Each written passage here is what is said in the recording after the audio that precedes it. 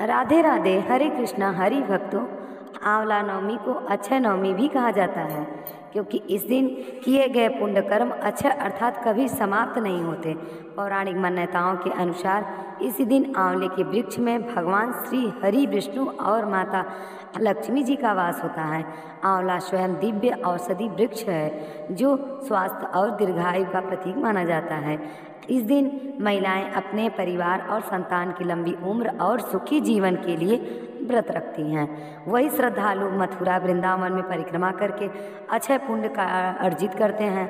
आज के दिन आंवले के वृक्ष की हल्दी, कुमकुम आदि से पूजा की जाती है। आंवले के वृक्ष की जड़ में जल और कच्चा दूध मिलाकर अर्पित करें। फिर आंवले के वृक्ष की 3, 5, 7, 9 या 108 परिक्रमा करते हुए तने में कच्चा सूत या आंवला का लावा लपेटते जाते हैं। पूजा करने के बाद कड़ी पर सुनी हुई और पूजा की समाप्ति के बाद परिवार और मित्रों आदि के साथ वृक्ष के नीचे बैठकर भोजन किए जाने से विशेष लाभ मिलता है। इस दिन आंवला किसी भी रूप से खाना और आंवले का दान करना बहुत ही शुभ माना जाता है।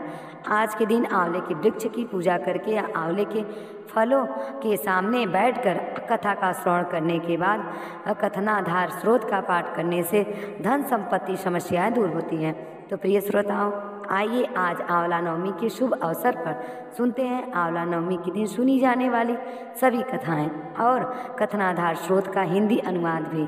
आंवला नवमी पर आंवले के पेड़ के नीचे पूजा और भोजन करने की परंपरा माता लक्ष्मी जी ने प्रारंभ की थी। कथा के अनुसार एक बार माँ लक्ष्मी जी धरती पर घूमने के लिए आईं।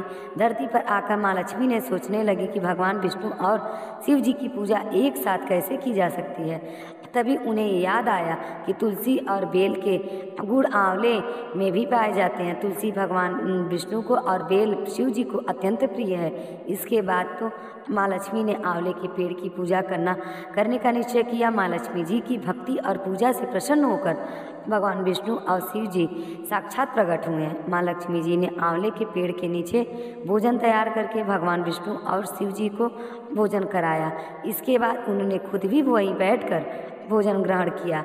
मान्यताओं के अनुसार आंवला नवमी के दिन अगर कोई महिला आंवले के पेड़ की पूजा करके उसके नीचे बैठकर भोजन बनाती हैं और ग्रहण करती हैं तो भगवान विष्णु और भगवान शिव उसकी सभी मनोकामनाएं पूर्ण करते हैं। इस दिन महिलाएं अपनी संतान की दीर्घायु और अच्छे स्वास्थ्य को लेकर व्रत करती हैं।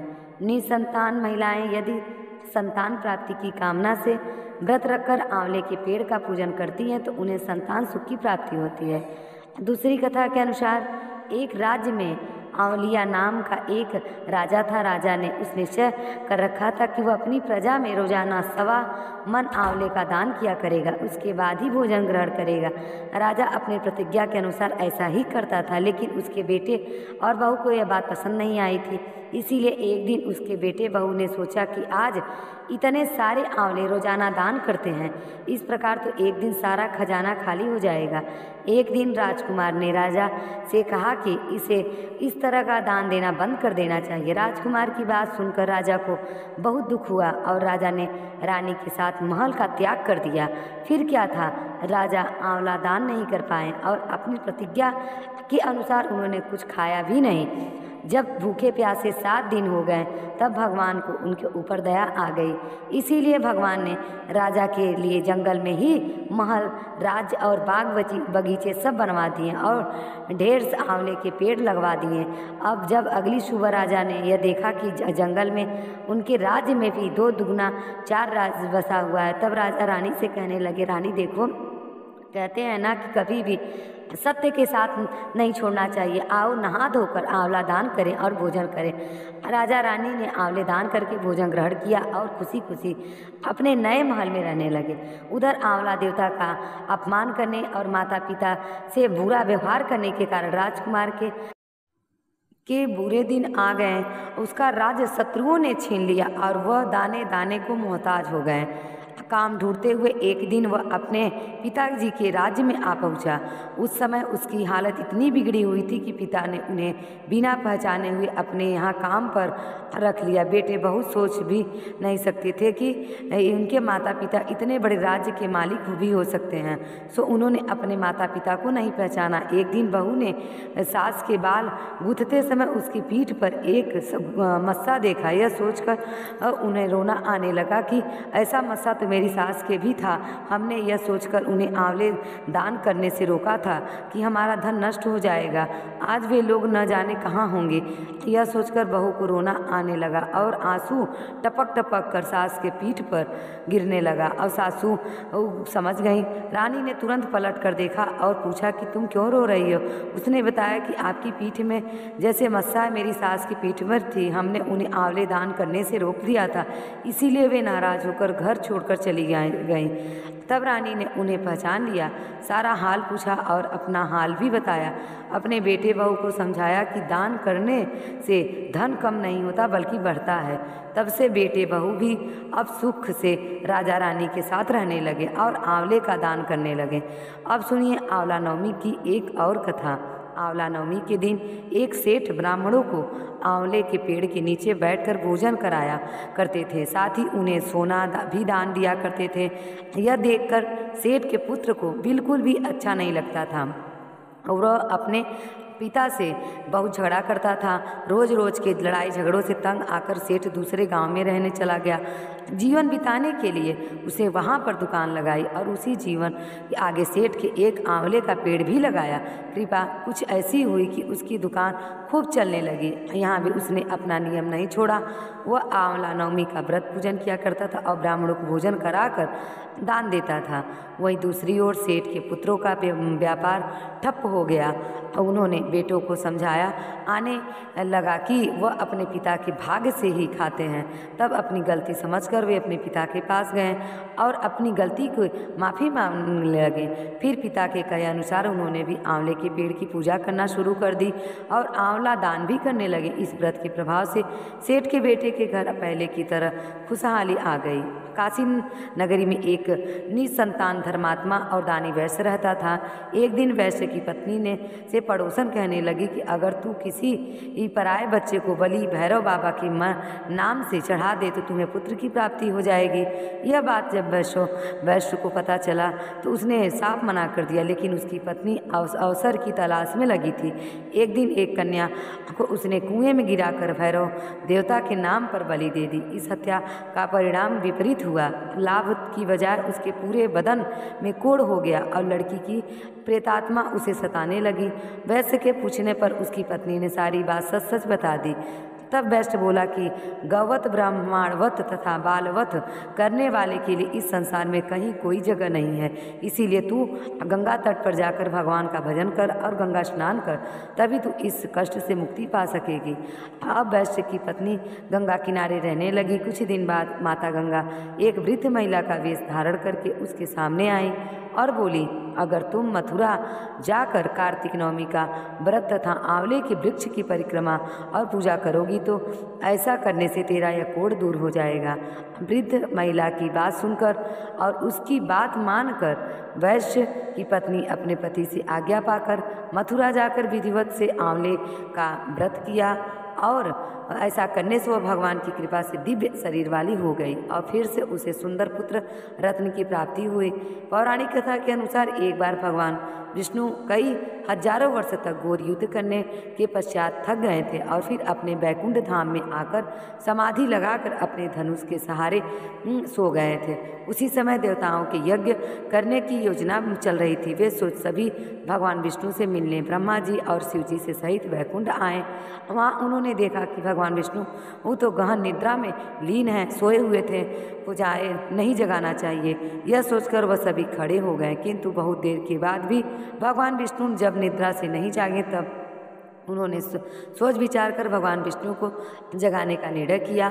तब ब्रह्मा जी ने कीड़ा को उत्पन्न किया और उन्हें भगवान विष्णु को जगाने के लिए कहा। यह काम करने से भविष्य का भाग मिलेगा, यह सोचकर उसे कीड़े ने धनुष की रस्सी पर काट डाली। धनुष की रस्सी कटते ही एक भयानक शब्द हुआ और चारों ओर अंधेरा छा गया। कुछ समय के बाद जब धीरे धीरे अंधेरा छटा तो देवताओं ने देखा कि भगवान विष्णु का सिर उनके शरीर पर नहीं है। तब देवता अत्यंत चिंतित हो गए, भयभीत हो गए। देवताओं का चिंतन मगन देखकर ब्रह्मा जी ने कहा कि देवता चिंता ना करो, संसार में जो कुछ भी होता है कुछ ना कुछ कारण से ही होता है और यहाँ पर बिना कारण कोई कार्य नहीं होता। हम सभी देवी देवता पराशक्ति की आराधना करेंगे और अवश्य वे इस समस्या का समाधान करेंगी। ऐसा कहकर ब्रह्मा जी ने सभी वेदों को देवी की स्तुति करने का आदेश दिया। जब सब देवों ने देवी की स्तुति की से देवी अत्यंत प्रसन्न हुई और फिर एक आकाशवाणी हुई। आकाशवाणी ने कहा कि देवताओं, मैं वेदों की स्तुति से अत्यंत प्रसन्न हूँ। आप लोग देवता हैं, आप लोगों को चिंता करने की कोई आवश्यकता नहीं है। भगवान विष्णु जो सर कटा है उसके दो कारण हैं। पहला तो उन्हें एक बार लक्ष्मी जी ने ये कह दिया था कि आप बिना सिर के हो जाओगे, क्योंकि लक्ष्मी जी को देखकर भगवान विष्णु हंस रहे थे। दूसरा कारण है कि हरग्रीव नाम के दैत्य का अंत करना। हरग्रीव नाम का एक दैत्य है, उसने अन्न जल सब कुछ त्याग कर 1000 वर्ष तक मेरी तपस्या की थी। इस समय इस दैत्य ने अपनी सारी इंद्रियों को अपने वश में कर लिया है और केवल मेरी एक बीजाधर मंत्र का जाप करता है। इससे मेरी तामसी रूप से दर्शन पाने के लिए ऐसी घोर तपस्या की है। तब मैं पराशक्ति ही अपने तामसी रूप से उस दैत्य के सामने प्रकट हुई हूँ। देवी की अपने सामने प्रकट हुआ देखकर यह दैत्य अत्यंत प्रसन्न हुआ और उठकर खड़ा हो गया। वह मेरे इस रूप की परिक्रमा करने लगा और मेरी स्तुति की। तब मैं उसे मनवांछित वर मांगने के लिए कही और उसने कहा कि देवी, मैं अमर होना चाहता हूँ। उसकी बातें सुनकर मेरी उस तामसी शक्ति ने कहा कि दैत्यराज, संसार में से सभी की मृत्यु होनी है और यही संसार का नियम है। मैं इस नियम को भंग नहीं कर सकती, इसीलिए तुम सोच समझकर कोई और वरदान मांगो। और ये बोले। फिर उसके बाद उस दैत्य ने उसे वर मांगने जो मेरी मृत्यु केवल भगवान हयग्रीव के द्वारा ही हो। तब मैंने उसे ऐसे मनवांछित मृत्यु प्राप्त करने का वरदान दे दिया। उसी समय वह दैत्य अपने बल के घमंड में आकर ब्राह्मण देवताओं और साधु जनों को पीड़ित करने लगा और सभी को इस दैत्य के आतंक से मुक्त कराने के लिए भगवान विष्णु का हसेर होना आवश्यक है। इसीलिए आज इनका सिर कट गया है। ब्रह्मा जी, आप एक घोड़े का सिर काट कर श्री विष्णु जी के सिर पर लगा दीजिए, इससे उनका हय अवतार होगा और उसे हयग्रीव दैत्य का अंत कर देंगे। इतना कहकर देवी अंतर्ध्यान हो गई। इसके बाद देवी के आदेशानुसार ब्रह्मा जी ने अपनी तलवार से घोड़े का सिर काटकर उसे भगवान विष्णु के शरीर पर लगा दिया और उसी क्षण भगवान विष्णु उठकर खड़े हो गए। इस तरह भगवान विष्णु का हवय अवतार हुआ और तब हयग्रीव स्वरूप भगवान विष्णु और हयग्रीव नाम के उस दैत्य में भयंकर युद्ध छिड़ गया। उसको मारना इतना आसान नहीं था। तब भगवान विष्णु ने बहुत लंबे समय तक उसके साथ युद्ध किया। बाद में देवी जगदम्बा के वरदान अनुसार भगवान हयग्रीव के हाथों उसका अंत हो गया। एक और कथा के अनुसार एक बार हयग्रीव नाम के दैत्य ने वेदों को चुराकर सारसा की अथाह गहराई में छिपा दिया और भगवान विष्णु को मत्स्य रूप से वेदों को प्राप्त किया और उन्हें पुनः स्थापित किया। एक बार श्री ब्रह्मा असावधानी के कारण एक बहुत दैत्य हैं और वो गरीब वेदों को चुरा लिया। वेदों को चुराने के लिए के कारण ज्ञान लुप्त हो गया। चारों ओर अज्ञानता का अंधकार फैल गया और पाप तथा अधर्म का चू को बोलबाला हो गया। तब भगवान विष्णु ने धर्म का रक्षा के लिए मत्स्य रूप धारण करके हयग्रीव का व्यर्थ किया और वेदों की रक्षा की और उसका वध कर दिया। कल्पात के पूर्व एक पुण्यात्मा राजा तप कर रहा था। उस राजा का नाम सत्यव्रत था। सत्यव्रत पुण्यात्मा तो थे ही, बड़े उदार हृदय के भी थे और प्रभात का समय था, सूर्योदय हो चुका था। मत्स्य सत्यव्रत कृतमाला नदी में स्नान कर रहे थे। उन्होंने स्नान करने के बाद जब तर्पण के लिए अंजलि में जल लिया तो एक छोटी सी मछली भी जल के साथ साथ उसकी अंजलि में आ गई। राजा सत्यव्रत ने मछली को नदी के जल में छोड़ दिया। तब मछली बोल उठी, राजन, जल के कीड़े जीव छोटे छोटे जीवों को मार कर खा जाते हैं, अवश्य ही कोई बड़ा जीव मुझे ही मार कर खा जाएगा। आप कृपा करके मेरे प्राणों की रक्षा कीजिए। सत्यव्रत के हृदय में दया आ गई और उन्होंने मछली को जल से भरे हुए अपने कमंडल में डाल लिया। तभी एक आश्चर्यजनक घटना हुई। एक ही रात में मछली का शरीर इतना बड़ा हो गया कि कमंडल उसे रहने के लिए छोटा पड़ने लगा। दूसरे दिन मछली सत्यव्रत से बोली कि राजन, मेरे रहने की कोई दूसरा स्थान ढूंढिए, क्योंकि मेरा शरीर बढ़ गया है, मुझे घूमने फिरने में बड़ा कष्ट हो रहा है। राजा सत्यव्रत ने मछली को कमंडल में निकालकर पानी में भर हुए एक बड़े मटके में रख दिया। यहाँ पर भी मछली का शरीर रात भर में ही मटके में इतना बढ़ गया कि अब तो मटकी भी उसके रहने के लिए छोटा पड़ रहा था। उन्होंने दिन मछली फिर से राजा सत्यव्रत से बोली कि राजन, मेरे रहने के लिए कहीं और प्रबंध कीजिए, क्योंकि मटका भी मेरे रहने के लिए छोटा पड़ रहा है। तब राजा ने मछली को निकालकर एक सरोवर में डाल दिया, किंतु सरोवर में मछली के लिए छोटा पड़ गया। और उसके बाद राजा ने मछली को नदी और उसके बाद फिर समुद्र में डाल दिया। समुद्र में डालते ही आश्चर्य हुआ कि समुद्र में से मछली का शरीर इतना अधिक बढ़ गया कि मछली के रहने के लिए वह स्थान भी छोटा पड़ गया। समुद्र भी मछली के रहने के लिए छोटा हो गया। यह देखकर मछली फिर से सत्यव्रत से बोली कि राजन, यह समुद्र भी अब मेरे रहने के लिए पर्याप्त नहीं, कृपा करके मेरे रहने का व्यवस्था कहीं और कर दीजिए। अब तो राजा आश्चर्यचकित हो उठे। उन्होंने ऐसी मछली आज तक कभी नहीं देखी थी। तब वह विस्मित हो उठे और स्वर से बोले कि मेरी बुद्धि को विस्मय के सागर में डुबोने वाली आप कौन हैं? कृपा करके आप बताइए। तब मत्स्य रूप धारण कर श्रीहरि ने उत्तर दिया कि राजन, हयग्रीव नामक दैत्य ने मुझ वेदों को चुरा लिया है। जगत में चारों ओर अज्ञान और अधर्म की अंधकार फैला हुआ है। मैंने हयग्रीव को मारने के लिए ही मत्स्य का रूप धारण किया है। आज से 7वें दिन पृथ्वी प्रलय के चक्कर में फिर जाएगी और समुद्र उमड़ उठेगा, भयानक दृष्टि होगी और सारी पृथ्वी पानी में डूब जाएगी। जल के अतिरिक्त कहीं और कुछ भी नहीं रहेगा। देखा, आपके पास एक नाव पहुंचेगी। आप सभी अनाजों और औषधियों के बीज को लेकर सप्तऋषियों के साथ नाव में बैठ जाइएगा। मैं उसी समय आपको फिर से दिखाई पड़ूंगा और आपको आत्म तत्व का ज्ञान प्रदान करूंगा। राजा सत्यव्रत उसी दिन से श्रीहरि का स्मरण करते हुए प्रलय की प्रतीक्षा करने लगे और ठीक 7वें दिन प्रलय का दृश्य उपस्थित हुआ और समुद्र भी उमड़ उठा, अपनी सीमा से बाहर बहने लगा। भयानक वर्षा होने लगी। देखते ही देखते थोड़ी ही देर में सारी पृथ्वी चारों ओर जल ही जल हो गया और संपूर्ण पृथ्वी जल में समा गई। ठीक उसी समय एक नाव दिखाई पड़ा। राजा सत्यव्रत सप्तऋषियों के साथ उस नाव में सवार हो गए और उन्होंने नाव के ऊपर संपूर्ण अनाज और औषधियाँ के बीच में भर लिया। अब जब नाव प्रलय के सागर में तैरने लगी, प्रलय के उस सागर में नाव के अलावा कोई और कुछ भी नहीं दिखाई दे रहा था। सहसा मत्स्य उसी भगवान प्रलय के सागर में दिखाई पड़े। राजा सत्यव्रत और सप्तऋषि गण मत्स्य रूपी भगवान का प्रार्थना करने लगे। भगवान से आत्मज्ञान पाकर सत्यव्रत का जीवन धन्य हो गया उठा और जीते ही जीते जीवन मुक्त हो गया। प्रलय का प्रकोप शांत होने पर मत्स्य रूपी भगवान ने हयग्रीव को मारकर उसके वेद छीन लिए और फिर भगवान ने ब्रह्मा जी को पुनः वेद दे दिए। इस प्रकार भगवान ने मत्स्य रूप धारण करके वेदों के उद्धार तो किया ही, साथ ही संसार के प्राणियों को भी अमित कल्याण किया। प्रेम से बोलिए मत्स्य भगवान की जय, श्री विष्णु भगवान की जय।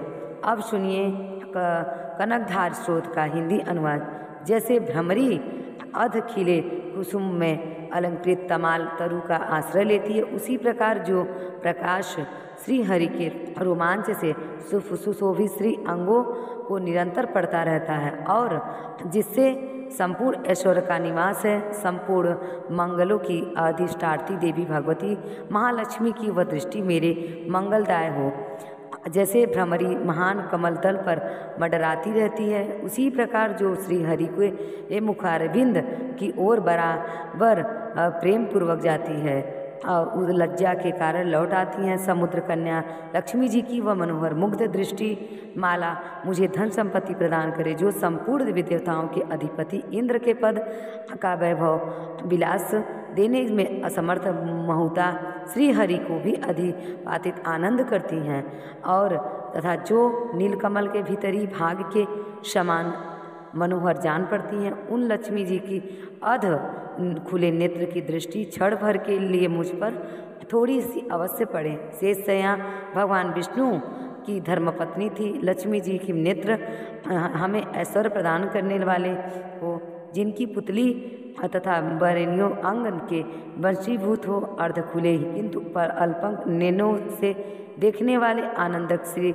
मुकुंद को अपने निपट पाकर तिरछी हो जाती हैं, जो भगवान मधुसूदन के कौस्तुभ मणित वसस्थल में इंद्र नीलमयी हरावली से सुशोभित होती हैं तथा उनके भी मन में प्रेम का संचार करने वाली हैं। वह कमल कुंजवासिनी कमला की कटाक्ष माला मेरा कल्याण करे। जैसे मेघों की घटा में बिजली चमकती है, उसी प्रकार जो कैटभ शत्रु श्री विष्णु की काली मेघमाला है के समान श्याम सुंदर वक्षस्थल पर प्रकाशित होती हैं, जिन्होंने अपनी आविर्भाव से वृद्धि से आनंदित किया है और जो समस्त लोकों की जननी है, उन भगवती लक्ष्मी की पूजनीय मूर्ति मुझे कल्याण प्रदान करे। समुद्र कन्या कमला की वह मंद अलस्य मंथर और अघोर निर्मित दृष्टि करने के प्रभाव से कामदेव ने मंगलमय भगवान मधुसूदन के हृदय में प्रथम बार स्थापना प्राप्त किया था।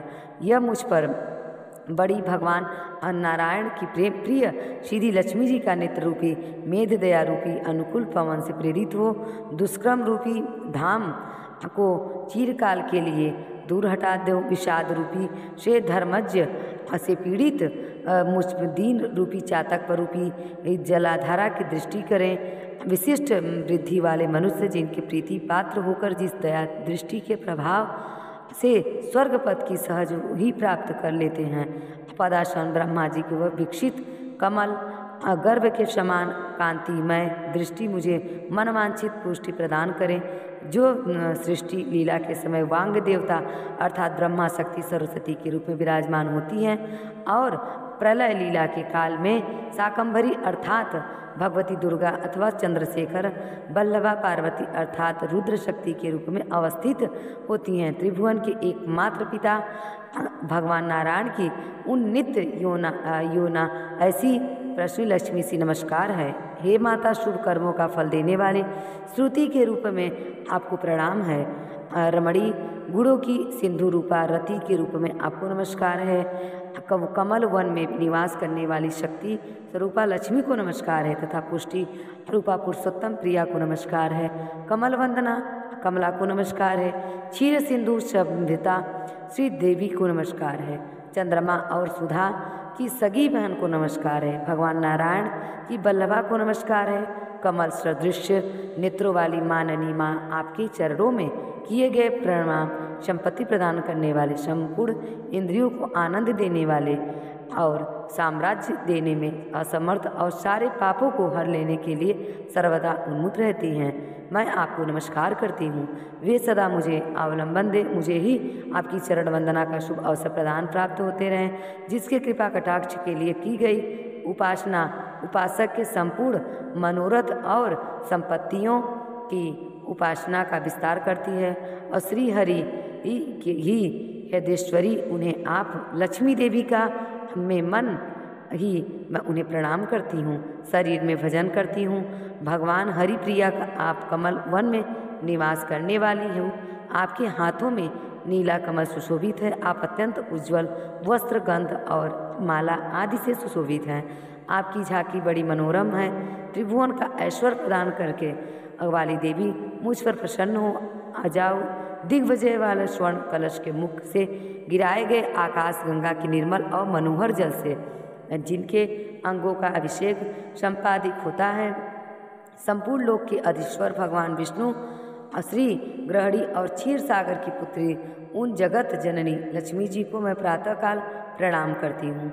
कमल नयन के केशव की कमली कामनी कमले मैं अचिंकित अर्थात दीनहीन मनुष्यों में अग्रण्य हूँ, अतः आपकी कृपा का स्वाभाविक पात्र हूँ। आप उमड़ती हुई करुणा की बाढ़ की तरंग के समान कटाक्ष द्वारा मेरी ओर देखो।